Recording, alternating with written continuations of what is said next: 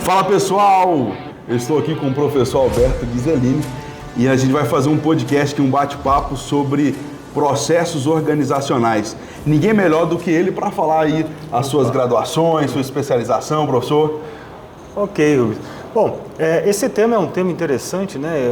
A gente acabou de discutir aqui esse final de semana falando sobre como acelerar, né? Como ganhar e chegar a atingir os resultados através da gestão dos processos de negócios, né? Eu sou o professor Alberto Ghiseline, eu tenho 30 anos de mundo corporativo, já atuei em empresas como L'Oréal, a própria Ambev, Coca-Cola, dirigi um escritório de processos, atuo hoje em empresas de comunicação, telecomunicação, também Ministério da Saúde, trabalhando com esse foco, né, de trabalhar a construção de resultados. Esse é o nosso foco, através dos processos. Bacana. Professor, eu quero que você me fale aqui quais são as principais falhas que o pequeno empreendedor, o microempreendedor individual tem quando ele vai tentar instalar um processo no seu negócio. Então, isso é muito importante, né? A gente quer acertar, a intenção é muito boa, mas é preciso somar a essa iniciativa, né, a metodologia, o passo a passo, né, o modus operandi. Então, é muito comum, e eu posso listar aqui para vocês, é um resumo, mas eu posso listar para vocês aqui alguns pontos perigosos. Tá? Primeiro, é não reconhecer o seu negócio como um conjunto de processos, né, aquilo que você faz. Bom, pode até que não esteja documentado, mas existe um processo, né? Então, ter essa visão dos processos. Se a pessoa vai e faz do jeito que achar que deve, acha que não tem. Sou pequenininho, não preciso de documentar. Não preciso, né, não tem necessidade, isso é perda de tempo, né? Mas o que você perde com isso é a inteligência do seu próprio negócio, né? Porque o know-how, o conhecimento, acaba ficando na cabeça das pessoas e não da tua empresa. Então, as pessoas vão, evoluem, mas o teu processo vai com elas. E aí você fica sempre começando do novo. Então, conhecer o teu processo, entender como funciona, não necessariamente precisa ser o melhor processo, mas pelo menos que você consiga dominar esse know-how, conhecer a maneira como é feito e a partir daí, junto com uma metodologia, promover essas melhorias. Então, o primeiro ponto é esse, conheça os seus processos. Professor, uma pergunta interessante, a gente sabe que você que está aí nos assistindo, depois do processo da pandemia, depois dessa situação pandêmica, algumas coisas acelerou. Na sua opinião, como especialista em processos organizacionais, o que isso trouxe de melhoria ou atrasou? Qual que é a sua opinião acerca? Bom, o cliente passou a ser muito mais exigente, né? Esse é o primeiro ponto. Você não pode se desconectar nunca do seu cliente. Conhecer as dores, os anseios, as vontades, os desejos. Isso vem mudando. E com a pandemia, esse cliente passou a ficar mais exigente. Ele passa a comparar mais a tua entrega e o teu serviço com outros produtos.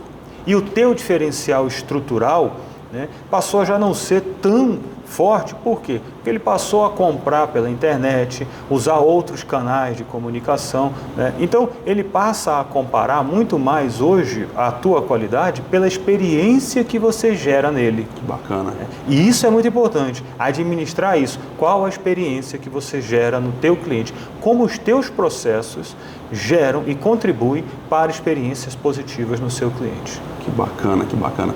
Professor, uma questão interessante, nós sabemos que o processo organizacional ele depende de pessoas, na sua grande maioria pessoas que movimentam. E qual que seria a sua dica para que esse empresário consiga começar essa mudança estrutural tendo por base a questão do funcionário, do colaborador? Isso. Como que eu posso iniciar? Que dica que você dá para que esse colaborador se engaje? Porque existe a resistência, né? Isso. Excelente pergunta, Rubens. Isso é muito importante, tá? É muito difícil você melhorar o desempenho da tua empresa, né? Na verdade, quando a gente fala em melhorar processos, veja, é interessante, até parece contraditório, o nosso foco não é melhorar processos, né? O nosso foco é melhorar os resultados através das pessoas e daquilo que elas fazem, que são os processos. Então, envolver as pessoas passa a ser a condição mais importante. Como engajar essas pessoas? O processo de mudança, porque nem toda mudança, né, vai ser uma melhoria, mas toda melhoria é uma mudança. E a mudança causa desconforto, né, causa um desengajamento. Eu prefiro fazer do jeito que eu fazia antes, mas esse modo de fazer não entrega mais. Então, deixar claro para as pessoas, para a tua equipe, o que elas estão fazendo e quais são os resultados alcançados e se esses resultados atendem aos anseios do teu negócio, da tua empresa. E aí, a partir daí, conhecer essas pessoas e trazer o conhecimento delas, né? Isso usando uma metodologia, para que ela possa contribuir. E essas pessoas, os atores dos processos, entenderem o que elas estão fazendo e se o que elas estão fazendo entregam valor e se não entregam, perguntar, elas, né, trazerem respostas. Bom, o que nós então podemos fazer de melhor? O que nós podemos fazer diferente? Envolvam as pessoas nos processos de melhoria. Isso vai gerar muito mais engajamento da tua equipe. Show de bola. Professor, e quais são as ferramentas? Nós sabemos que hoje nós temos um processo tecnológico, muito aplicativo, muito site. O que você indica aí como uma ferramenta que seja uma ferramenta boa para você gerir processos? Isso. Rubens, eu sou muito atento a isso, né? É importante que a gente organize o nosso passo a passo. Não adianta querer fazer de qualquer jeito, né? Então, se você tiver uma ferramenta muito boa, por exemplo, para fazer um alinhamento estratégico, isso é muito importante, né? Descer a estratégia para a operação. Você pode usar um SWOT, você pode usar um Balance Scorecard, você pode usar até técnicas ágeis como o OKR, ajudam a ligar as ações estratégicas aos processos.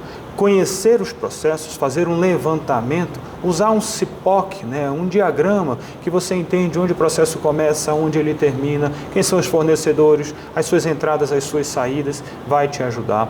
Na hora de fazer as análises dos processos, entender quais são os desperdícios, né, resgatar o conceito do Lean Thinking, quais são os desperdícios que nós temos nesses processos, o que torna esse processo habilitado ou não para a alta performance, né, e por fim, usar o velho 5W2H como uma ferramenta de elaboração de um bom plano de ação. Afinal de contas, mudar exige desconforto, você vai passar por isso. Nada melhor do que ter um bom mapa, no formato de um plano de ação, para municiar a tua equipe de direção, né? Aponta a direção, é isso que deve ser feito. São ferramentas básicas, mas que vão contribuir fortemente para a tua melhoria, para o teu resultado melhorar lá na tua empresa. Professor, o senhor citou aqui para nós a questão do cliente ter se tornado mais exigente com o processo da pandemia, por causa da questão que ele teve que entrar para a tecnologia mesmo, para o meio digital. O que o senhor enxerga como tendência que o empresário hoje ele deve estar ligado na questão da gestão de processo? Rubens, isso aqui vai virar uma tendência e quem não... É aquela ideia, quem se adapta que vai ter sucesso lá no futuro.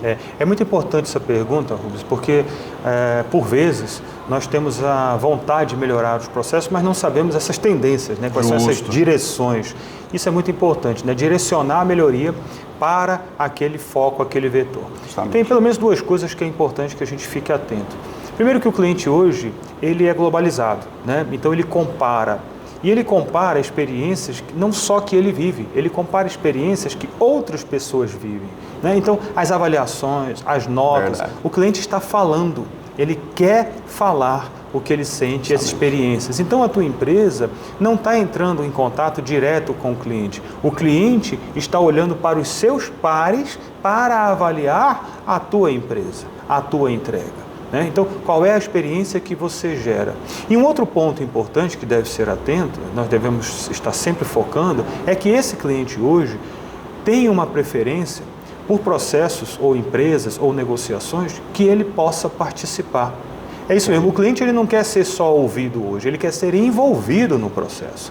Então ele quer acompanhar o seu pedido, onde está, ter visibilidade, né? Até atuar na hora do processo de compra, de relacionamento com a tua empresa. Ele quer estar sempre bem informado e o máximo de informações possíveis ajuda na tomada de decisão. Ele quer ter a confiança de que aquele negócio que ele está fazendo vai torná-lo uma pessoa de sucesso. Então, informação. O cliente quer participar, né?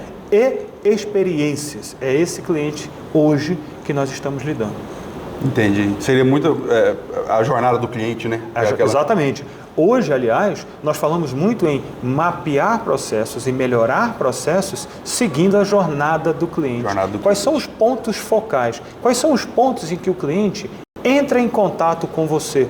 Quando ele entra na sua loja, quando ele liga para o seu estabelecimento, para a sua empresa, quem atende, quais são esses pontos de contato? Aí são pontos geradores de experiência. Que experiência que você está gerando nele?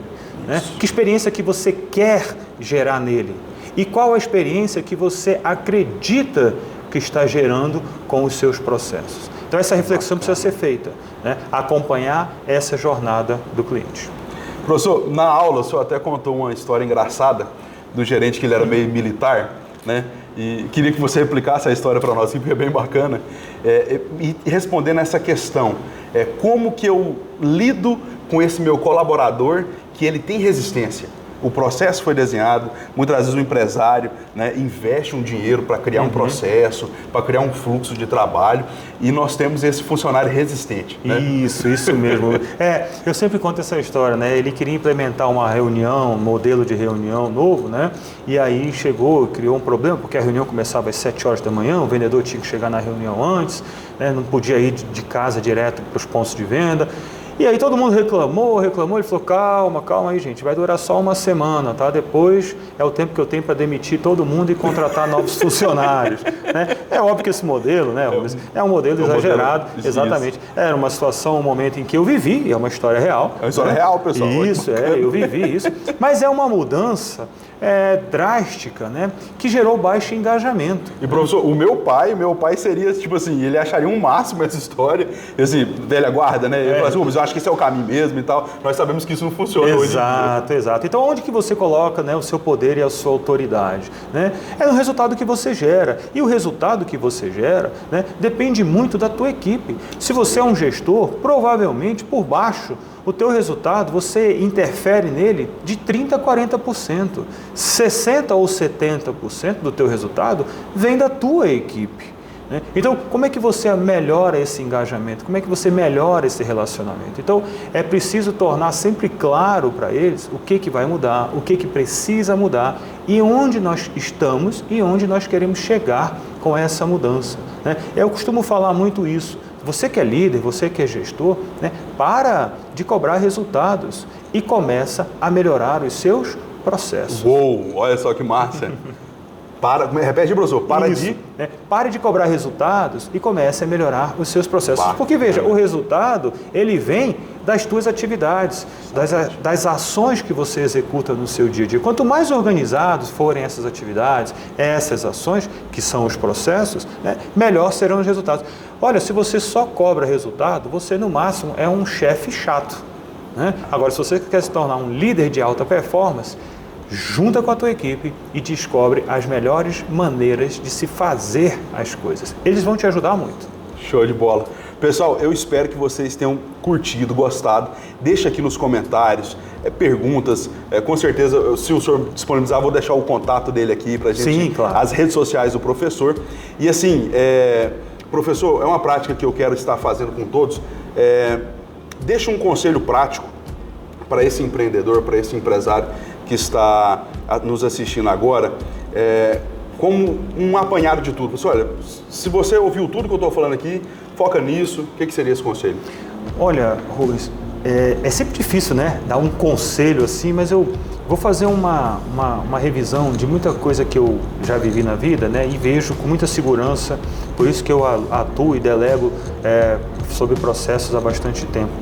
Mas eu posso lembrar agora de uma fala de Jean-Paul Sartre. Eu vou até falar para você, eu sei que tem muita dificuldade. Aliás, se fosse fácil, né, não seria você. É você que está aí exatamente porque a missão é você ter musculatura para isso.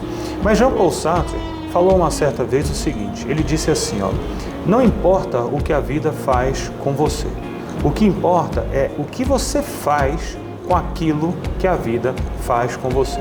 Então as dificuldades estão aí, estão postas, mas olha, se você conseguir metodologicamente se organizar, melhorar os seus processos e conseguir, junto com isso, aumentar o engajamento da tua equipe, esses resultados, você não vai ser vítima dele, você vai ser o protagonista do teu resultado. Show de bola. Muito obrigado. Obrigado. Até a você. mais.